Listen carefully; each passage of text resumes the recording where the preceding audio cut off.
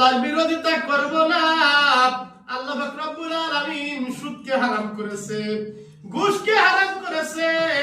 হালাল খাওয়ার জন্য চেষ্টা করব।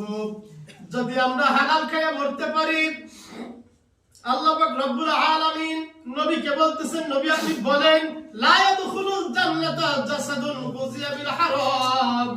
হারাম ভক্ষণকারীর শরীর জান্নাতে প্রবেশ করবে না।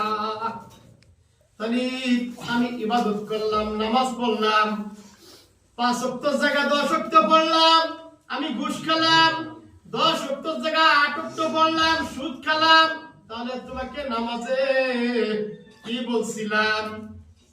ইন্নাস সালাতা তানহা আনিল ফাহশাই ওয়াল মুনকার।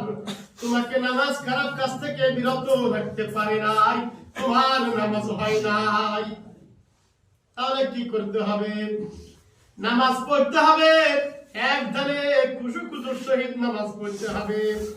যে নামাজের দ্বারা আমার আল্লাহ আল্লাহ রাসূল খুশি হয়, সেই নামাজ না পড়তে বললে কোনো দাম নাই। মানুষের ঠকানো যাবে না, মানুষের ঠকানো যাবে না।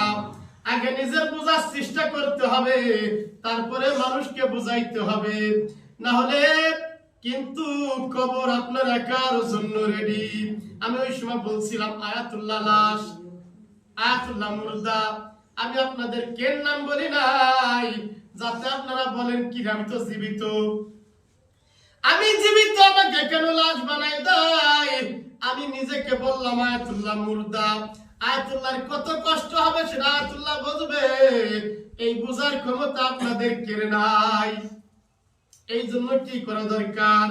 তা'মুরুনা বিল মারুফ ওয়া তানহাউনা আনিল মুনকার। সৎ কাজের আদেশ দিবা, অসৎ কাজের নিষেধ করবা।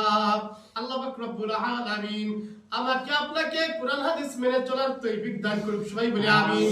ওয়া আখিরি দাওয়ানা আলহামদুলিল্লাহি রাব্বিল আলামিন।